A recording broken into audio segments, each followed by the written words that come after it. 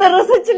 السلام عليكم ورحمة الله وبركاته. داوتوتا في وردوفتوتا بالكستو جلت أركمتان ونوغا شمار كفوني داوتوتا فردوس خينيغا الروان أجايباتو كنغا فيديو يفدرو خاينا مرسيسي الروان هدونا قدسيسي هدو رفدي وان أجايبا وان تكان أركن وان تكان دقيني تو الرقا إسندورا نفيدي وان بيتين يخيسة اللي تكاهن دقامين تكاهن قدامين جتشو سنتو الرقا داوتوتا في وردوفتو خيجي سندورا نفيدي والله وانا سنرا هدو رفدي akkami wanni akkanaa kuni biyya teenya keessa dhalatti namicha ilmoo xiqqoo qabee itti taphate nuti hin dhageenye gurra gaggale gurra olgale hin dhageenye biyya teenya keessatti waan akkanaa takka dhageenye hin beeynu maali wanni akkanaa maali gurbaan ilmoo xiqqoo tanatti taphatee akkana godha mangistiin hin jirtu mootummaan hin jirtu nama akkana godha kan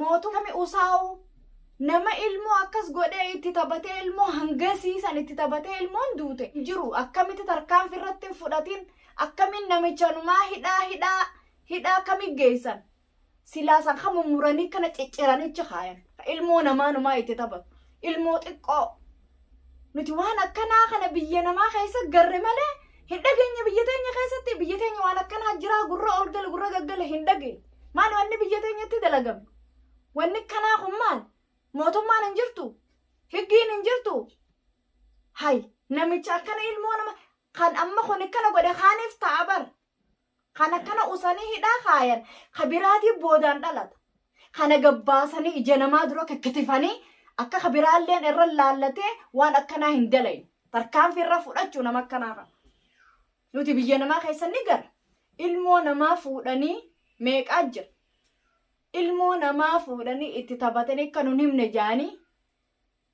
xiisha qumaama kaasi qumaama jennaan xiisha qushaasha itti naqan itti taphataniiti xiisha qushaasha itti naqanitti gurraachisanii naqanii kekkitifanii bikka qumaamaa shaararra kaayan shaaraa isfaaltii makiinaa kana jira bikka irra kaayanii jira guddaafaa achirra guuran jechuudha. warri guddaafaa fuudhu akkasii harkee akka nama kana faatti yaama haatimma barbaaddi ilmoon tiini baddee tochiifaa harkatti jechuudha biyya namaa kana keessa garri malee nuti waan akkanaa biyya teenya keessatti gurra olgale gurra gaggale hin dhageenye maali namni akkanaa moo biyya namaarraa waan akkanaa harkee illee biyya teenya waan jirsi jee ilmoo daa'ima gaddeebi kana laal tarkaanfii irra fudhattanii kana cicciruu ija namaa dura gabbaastanii hidhaan hin tolu kun akkami hidhaan tolu nama akkanaa hidhaa itti murteessan kana gabbaasanii cicciraniiti isa akkasitti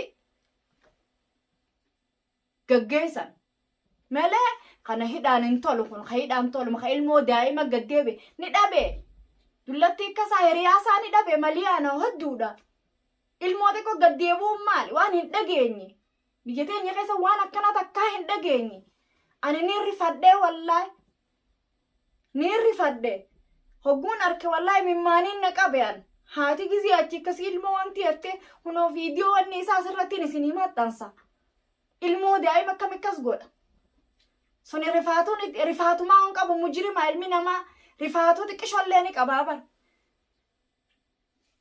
warri Itoophiyaa keenya rifaatuu ni qaba nuti alagaatu rifaatuu hin qabne jenne malee akkamiif fooniif laalachuu dhabe inni akkam ilmoo daa'ima sana akkas godha akkamumattuu waan akkanaa irra dalaga namni akkamiin waan akkanaa sammuu isaa keessaa yaadee fida ilmoo haati dalagaa biraa deemtas fudhateetti taphachuu ilmoo garaa iiteessee akkas godha akkam akkas godha antana mootummaan ta Itoophiyaadhaa kana fuutee ciccirtee nama duratti akka kabiraalleen irratti hin deemin ajjeesu malee kana hidhaan hin tolu booda ilmaan namaati kaanis gagguuree akkasumatti itti taphata ilmoo namaa jechuudha haati ilmoo mana dhiifatte oguu akkas godhe akkami gurguddoo akkasaan barbaaddatu hedduudha dubran barbaaddatu hin fuudhu illee warri biyya namaa kuni wanni akkana tahanii ilmoo xiqqoo itti taphataniif wanni isaan baasan qaaliidha ijattiin arkan dhalaa ijattiin arkan maallaqa qabaatanii hin fuudhan jechuudha biyya namaa kana wanni kana dalaganiif lafti arabaa dhalaan isaanii qaali ka fuudhuu dadhabeetu akkasi ilmoo namaa fuudhee itti taphatee akkasi cicciree qoshaacha keessa gannaqee jechuudha. Fuudhuu hin danda'u. Fuudhuu hin danda'uu fi waan akkasii dalaga. Ilmoo namaa irratti akkasitti waa dalagee ciccira. Ilmoolee dhabu guddaallee ni jira. Hawa ukkaamsanii wayiin afaan qabanii faa deemanii ni gaaratti nama meeqaan itti taphatanii ajjeesanii faa darbanii jira. Dhabnaan ilmoo namaa guuran jechuun waan akkanaati. Isaan itti qaaliidha. Hin danda'an. Fuudhuu hin danda'an. Walitti qabatanii maallaqa kana walitti qabatanii kaayatanii sanbooda mana jaarratanii akka bikkatti galfatanis yoo fuudhee isa galcha. Bikkatti galchuu hin qabu jechuudha. Saniifuu waan akkanaa dalaga keenya kunoo. Keenya kunoo ka biyya keessa jiru ka Oromiyaa balloo san keessa jiru. Ka yoo ambayyoo kiyyanatti dirmadhaan na fuusisaa jira. Ka nama fuusisu. Akkam ilmoo daa'ima gad deebi'a dhabee gad hin deebi'u.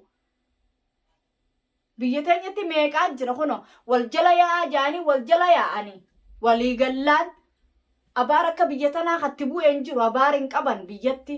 Maali abaar itti bu'e ilmoo xiqqoo gad deebisee ilmoo xiqqoo taphachiise kana. Anta mootummaan biyya keenyaa kana gabbaasee ija namaa duratti kikkitifeecha haa yookaan kunillee irra laallatee itti hin deebine. Kana baalagee maali namni akkanaa rabbi sodaan hin jiru ilmuma xiqqoo san akkamitti ittuu gad deebi'a hin dhageenye nuti waan akkanaa kana hin dhageenye. Waan amma deemaa kana gurra ol gala gurra gaggala hin dhageenye waan amma deemu ilmoo daa'ima garaa xiilleessee hay kana ajaa'aa ani mootummaa tarkaanfirra fudhadha namicha san hidhaa fi wanti hin jiru tarkaanfirra fudhatanii namicha kana dhuguma rabbiitti nama dura gabbaasanii kahuunilleen ijaan laallatee ittiin deebine kikkitifanicha kaa'udha kana wanni biraa hin jiru. Kana mujrima ajaa'aa kaanilleen akkasumaan laallata. Biyya namaa wallee ture waan akkanaa biyya namaa ture arke mee hawaana godhani jechuufi biyya namaa deddeemee galee akkas godhe malee ka biyya keessa waan akkanaa numa yaaduuha akkam ilmoo xiqqoo sanii lubbummaanu ilmoo xiqqoo sanii gad deebiti. Ilmoo daa'ima ama 5 jaanii mijiyyoon. Ilmoo ama 5 kami gad deebi'a namichi guddaan arrii baalagummaa biyya teenya abaar akkanaan jiru biyya namaatti biyya lafa arabaa tanatti agarre waan akkanaa namni biyya namaa deemee waa meeqa arka waa meeqa agarre biyya namaa keessatti nuti waa meeqa waan takkaa hin dhageen hunda agarre waan takkaa gurriin hin dhageen waan takkaa ijjiin hin arkin agarre. Biyya namaa irratti rabbi nurra haa qabu. Maali biyya teenya keessa wanni dalagame wanni akkanaa? Ani waan akkanaa hin dhageenye kana ani mootummaan gabbaaftee kana cicciru qabdi. Ajjeesuu ija namaa duratti ajjeesu kana. Kana ka imaaraa meeqa gubbaa lubbuutti gad dheereessanii gad darbani. Minaa ka cicciranii mitichi gubbaa odoo lubbuuntu wanni hedduu harraa baatu. Ka fooqii meeqa gubbaa gad darbani sana. Biyya namaa dhageenye malee nuti biyya arabaa kana dhageenye keessaafu biyya arabaa kana katti waan akkanaa dhageenye malee hin dhageenye waan akkana takkaa gurra ol gala gurra gaggala nun dhageenye nuti. Intala baluutiin deemmatee ni fuudhe waan akkanaa malee ilmoo xiqqishoo fuudhanii itti taphachuu taate dalagaa deemu. Hin dhageenye. Kana ajjeessu antaniin himuu. Arra daawwattoota gardooxiyyaa dhiifa mana irraa wallaa aareetiin dhufaniin aaree hedduun arke viidiyoo irra illee dhiyeenya kana shabaka irraa illee hin seenne hogguun arke hedduun rifadhe wallaa hedduun butame wallaa hedduun butame nama akkanaa kana tarkaanfii irra fudhatanii ajjeesuudha hidhaan hin tolu abadan hidhaan ka toluu miti kun hidhaa miti ka ajjeesan ka imaaraa doora meeqa gubbaa gad darbane kana. Kana kadu'aan tolu malee kajiruun tolu miti.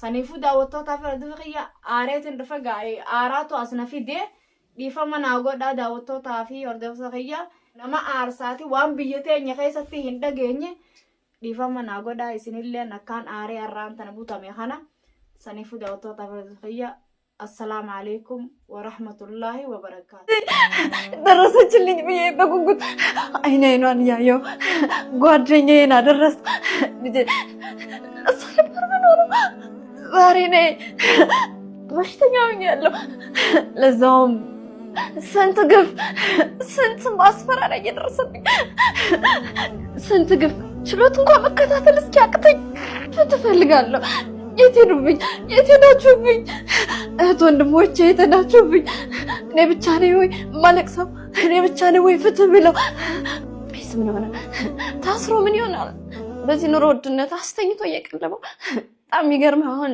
ፎቶ ላይ የምታየውና በአካል አሁን ችሎት ላይ ሲመጣ የምታየው በሩ ያስገባው በጣም ወፍሮ አዎ ይቀልባቸዋል አስተኝቶ ይቀልባቸዋል ንጹህ ሰው ይሞታል ይገደላል እና እናቶቼ ፍረዱኝ ወንድሞቼ ፍረዱኝ መቼም ህፃናት የሌለበት ቤት የለም ራሻ አሁን ሁለቴ ተገኝቻለሁ ይግባኝ ተብሎ ጠባብ ናት ክላሷና በጣም ከባድ ነው ከጥላት ጋር መቆም በጣም ከባድ ነው ከሱ ጋር ነው የቆምኩት